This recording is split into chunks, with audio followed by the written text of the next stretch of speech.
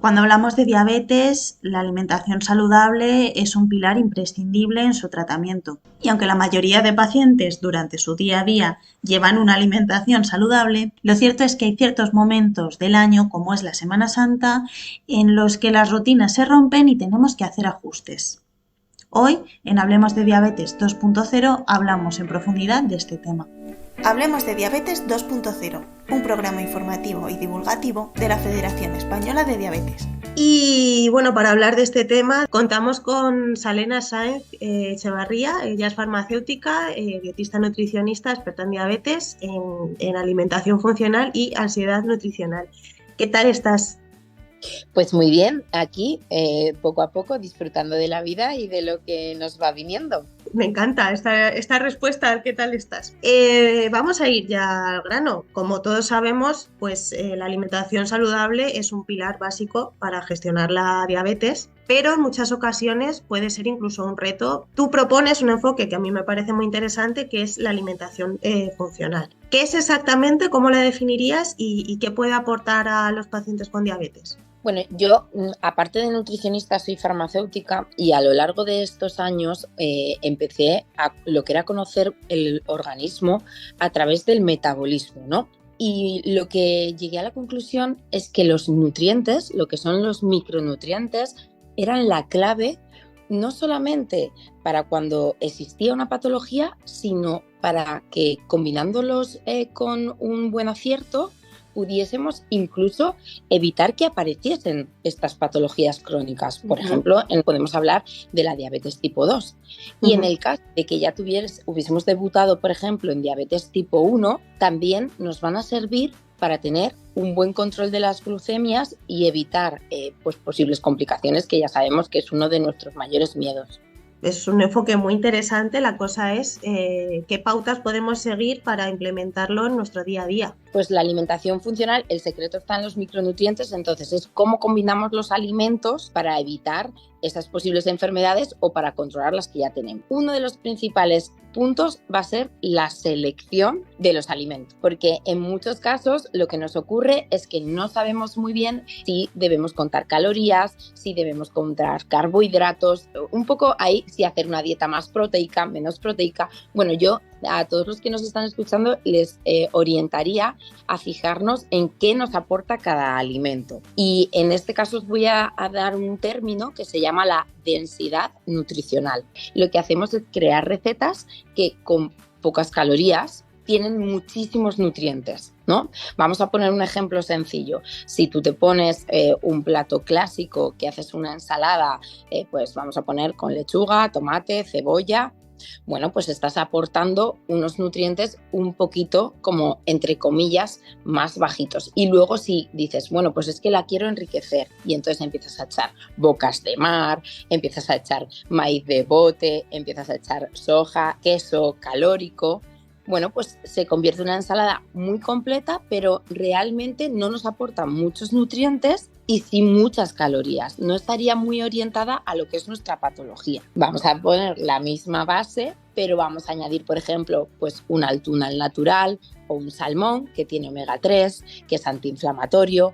Podemos incorporar, por ejemplo, en lugar de esas bocas de mar, unos langostinos, que nos va a aportar una buena proteína también de calidad. Se pueden incorporar otro tipo de verduras, pues por ejemplo como el pimiento rojo, que nos va a aportar mucha vitamina C. Podemos añadir encurtidos, que esto no muchos oyentes lo sabrán, pero nos ayuda a trabajar los probióticos intestinales, son fermentados muy interesantes.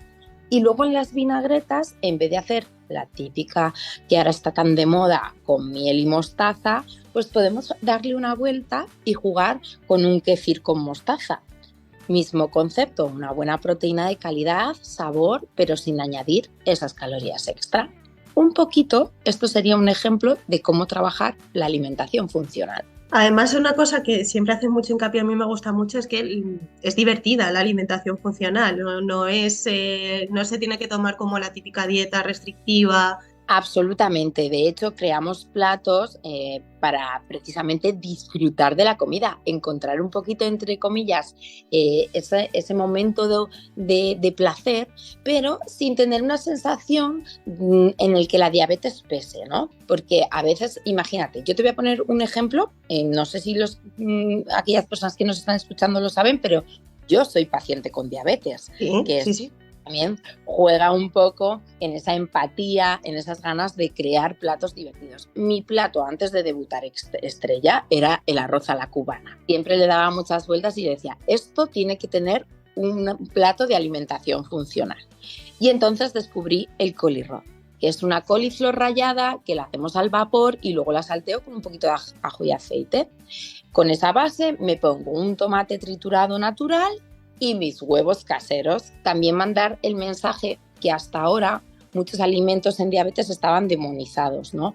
Bueno, pues es que el huevo tiene mucho colesterol, como en general hay un síndrome plurimetabólico con diabetes, pues perfil lipídico alterado y tensión. O a mí me gusta mandar un mensaje más racional.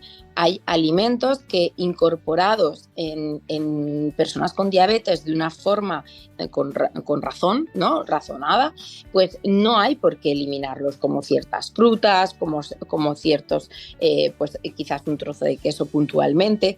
El problema viene a veces en la cantidad y cómo se combina. Claro, porque también entiendo que este enfoque es que sea un estilo de vida, ¿no? Que la alimentación funcional pase a formar parte del día a día de los pacientes y que no sea una dieta. Precisamente, yo nunca hablo de dieta, siempre hablo de pauta nutricional, me parece súper interesante, es una forma de vivir que te acompaña, ¿no?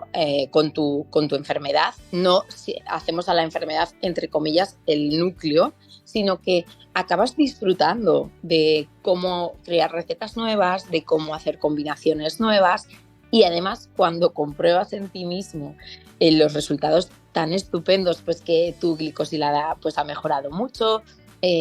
Tener en cuenta que estos picos de glucemia de altos y bajos tan intensos a largo plazo crean inflamación, hacen que no te encuentres bien del todo, producen como un cansancio crónico. Cuando de repente ves que te encuentras más enérgico, que tienes incluso mejor humor. Me gustaría intentar daros como un esquema para acertar en incorporar la alimentación funcional y alcanzar un poquito el éxito de esa glucemia controlada, ¿no? En general sería lo primero una buena selección del producto, intentar conseguir producto más o menos de temporada. Luego, por ejemplo, evitar ultraprocesados. Y cuando digo ultraprocesados, muchas personas tienden a pensar pues, en las patatas de paquete, las galletas. Eso es cierto, pero también no debemos olvidar los productos para diabéticos.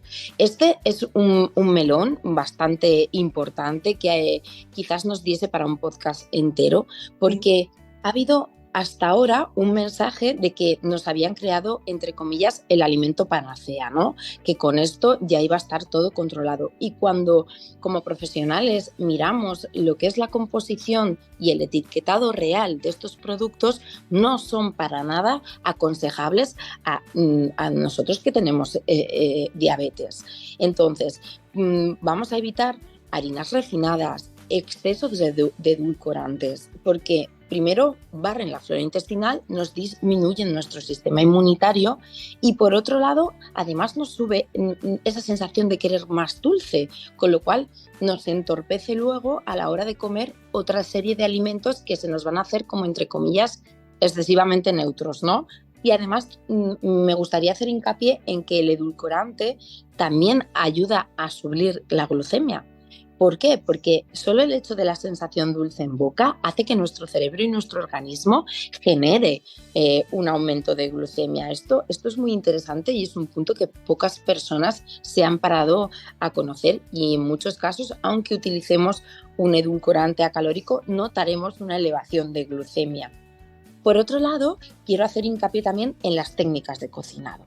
Evitar aquellas que caramelicen los propios alimentos, ¿no? Porque los azúcares naturales del alimento, cuando tú les das calor, se produce una reacción que se llama la reacción de Maillard. Lo que ocurre es que al caramelizar aumenta más la glucemia. Lo mismo que si le damos una cocción, vamos a poner un ejemplo muy clásico que es la zanahoria. En crudo no tiene un índice glucémico muy elevado, pero si la cocemos, pues el impacto va a ser mucho mayor. El hecho de tener estas nociones de técnicas básicas nos va a ayudar muchísimo, pues, a no tener una mala relación un poquito con la comida, ¿no? Porque a veces cuando no sabes te entra mucha frustración de decir, ostras, si he comido verdura, lo he comido muy sano, ¿por qué tengo el azúcar tan alto? La galleta era para diabéticos, no entiendo muy bien qué marca el aparato. Bueno, pues puede venir un poquito de la técnica usada y siempre estamos enseñando a los pacientes a hacer la retrogradación de los almidones, que esto quiere decir que aclaramos primero el carbohidrato con agüita, vamos a poner el ejemplo patata o agua, o arroz, luego lo vamos a cocer a un punto justito, ¿vale? Un poquito al dente y después lo vamos a refrigerar 24 horas. Esta simple técnica va a promover una glucemia muchísimo más baja postprandial. Y después también me gustaría enseñarles a tener una buena despensa y una buena organización del menú semanal. Qué importante que no nos pille a las personas con diabetes sin un recurso en la nevera.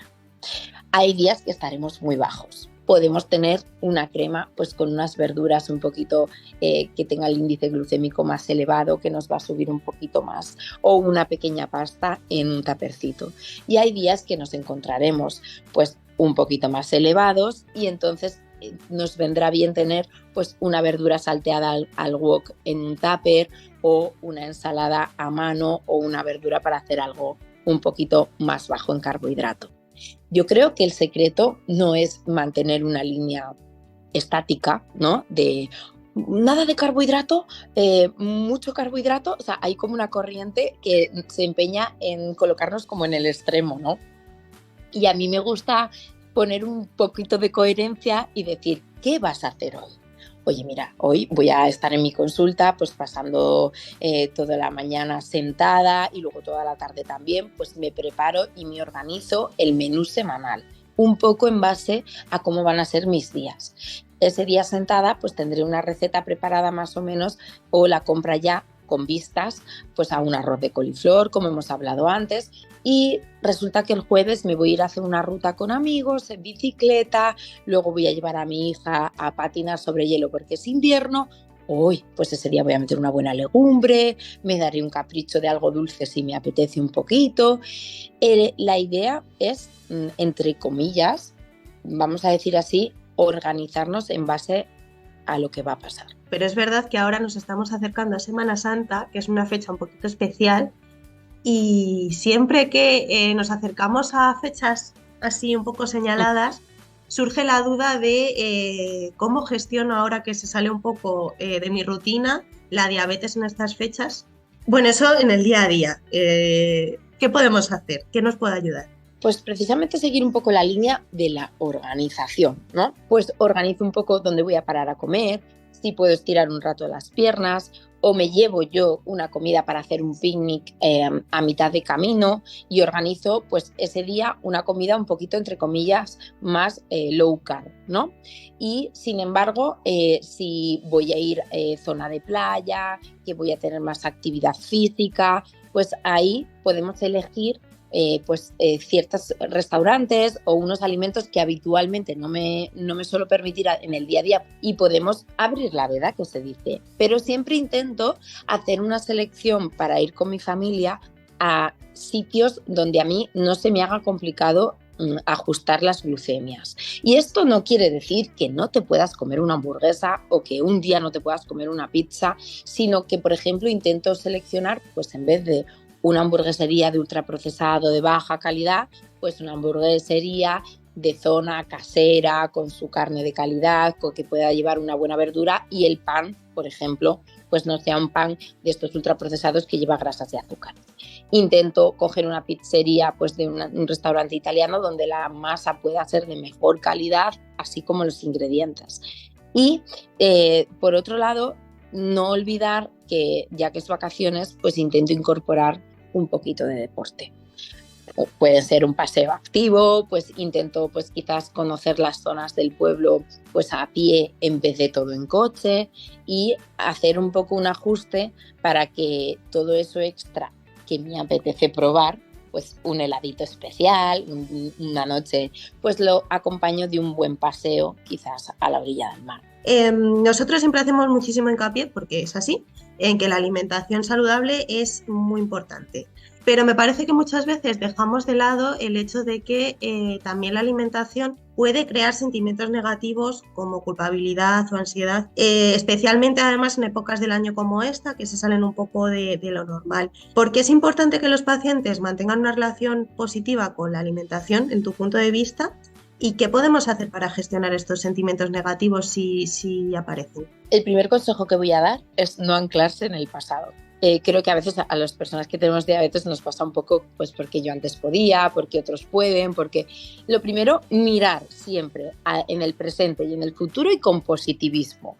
Una patología como la diabetes no tiene límites, simplemente tiene otras circunstancias, ¿no?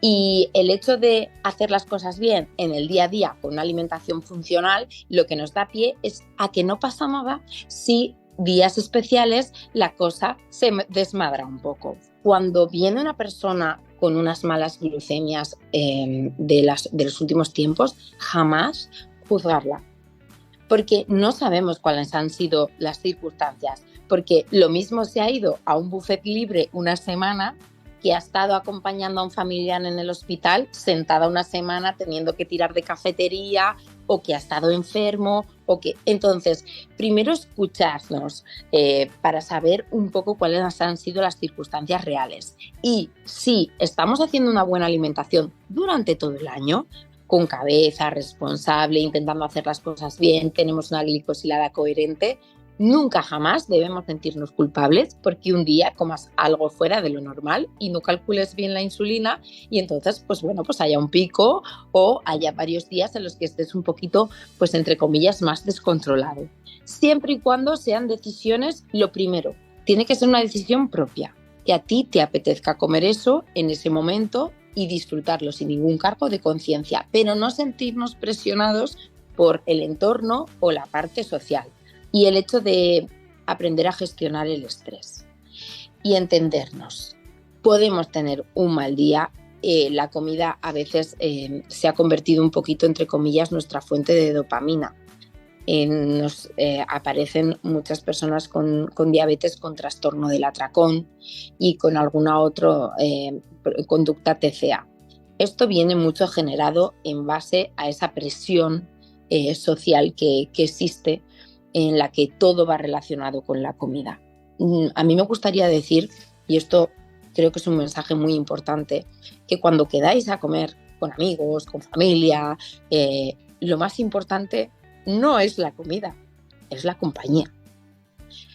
Manejar ciertas técnicas como por ejemplo el mindfulness eating, se trata un poquito de la alimentación consciente, saber qué estás comiendo, por qué lo estás comiendo, degustarlo despacio, hacer un ambiente para comer donde no haya estrés, con ciertas combinaciones de alimentos, intentando que los platos sean más saciantes pero que no sean muy altos en carbohidratos, y luego también usando principios activos que encontramos en ciertas infusiones. Yo creo que un poco el mensaje es eso, ¿no? Que la alimentación saludable no solamente es lo que comemos, sino también tener una relación emocional sana con lo que comemos. Mira, tenemos un tipo de paciente que siempre hemos dicho que es el paciente tipo 3. Este sí te suena, ¿verdad? Sí, me suena, sí. El paciente tipo 3 es una persona que forma parte del entorno del paciente que tiene diagnosticada la diabetes y que, claro, entra dentro de las personas a las que afecta la diabetes a pesar de no tenerla. La abuela, que siempre ha dado de comer a los nietos y de repente uno de los niños debuta, entonces, claro, ya dice, ¿y ahora qué pongo para uno, para otro? Incluso que debute la abuela y tenga a comer pues a sus hijos, a su familia, que este es un caso también muy típico. Entonces, mi consejo siempre es para todos una comida similar, una base similar de una buena proteína con pescado azul, con carnes blancas, puntualmente también alguna ternera de calidad, el huevo que hemos dicho, legumbres y verduras han de ser la base de la alimentación de todas las casas, con un buen lácteo fermentado que también puede resultar muy interesante. Y luego, lo que es la parte del carbohidrato, ir ajustándolo un poco a las necesidades de cada uno de los comensales. ¿El secreto en dónde está? En comer todos con alimentación funcional. Bueno, y ya para ir terminando, hay gente que tiene muchas dudas sobre alimentación y diabetes en concreto. ¿Qué fuentes de información tú como nutricionista nos recomiendas? Bueno, lo primero, cuando uno debuta, siempre mi mayor consejo es asociación de diabetes. Entonces, desde FEDE nos pueden orientar a encontrar una información de calidad en nuestras asociaciones de cada comunidad autónoma, que nos dejamos la vida pues preparando talleres, dando información de calidad, y siempre vamos a tener una buena guía, ¿no? Para empezar con una información de calidad, y luego siempre huir de todas aquellas personas que nos aconsejan dietas extremas, que nos prometan falsas esperanzas. Te voy a curar la diabetes, si tomas estas pastillas o estos polvos vas a tener una curación, si haces esta dieta extrema en la que quites este alimento, todo va a mejorar. Los extremismos generalmente van ligados a un marketing y un negocio, donde quieren, entre comillas, aprovecharse de nosotros, ¿no? De aquellas personas que debutamos en una enfermedad desconocida y estamos un poco perdidos. Con lo cual, buscar un profesional colegiado, una garantía de una preparación previa, y después, pues un poquito también dejarnos, como bien he dicho, aconsejar por las asociaciones. Muchas gracias por poner en valor la labor de las asociaciones, que sin duda, pues eso, a nivel también, sobre todo lo que dices, de formación, pero también de apoyo y de acompañamiento y de entendimiento entre iguales, pues son imprescindibles. Pues hasta aquí nuestro programa de Hablemos de Diabetes 2.0 de este mes. Muchísimas gracias, Salena, por haber participado, y a nuestros oyentes, pues nos vemos en el próximo episodio. Muchas gracias.